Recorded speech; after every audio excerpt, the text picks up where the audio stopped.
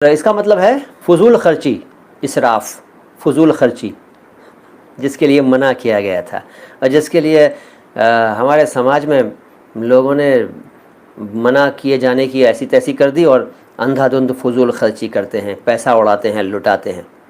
بہت سمجھاتے ہیں ہم کئی لوگوں کو کہ بھائی پیسہ مت اڑاؤ، مت لٹاؤ، لیکن لوگ نہیں مانتے، کہتے ہیں کہ سماج میں عزت بنی ہوئی ہے وہ خراب ہو جائے گی اگر ہم اس طرح سے خرچ نہ کریں۔ ایک صاحب اپنے گھر میں ایک فنکشن کی تیاری کر رہے تھے، میں نے ان سے کہا کہ بھائی یہ جو آپ اتنے بڑے پیمانے پر خرچ کرنے کا ارادہ کر رہے ہیں اس کو کم کر دیجئے، کیونکہ بہت زیادہ خرچ ہو رہا ہے، حالانکہ آپ کے پاس اس سے کئی گنا زیادہ پیسہ ہے۔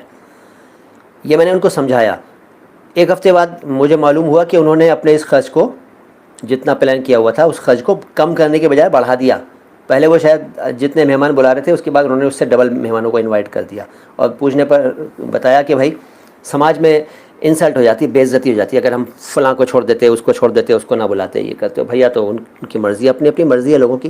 یہ ہے اسراف، فضول خرچی، جس کے لیے کتابوں میں منع کیا گیا ہے۔ لوگ کہاں مانتے ہیں یار۔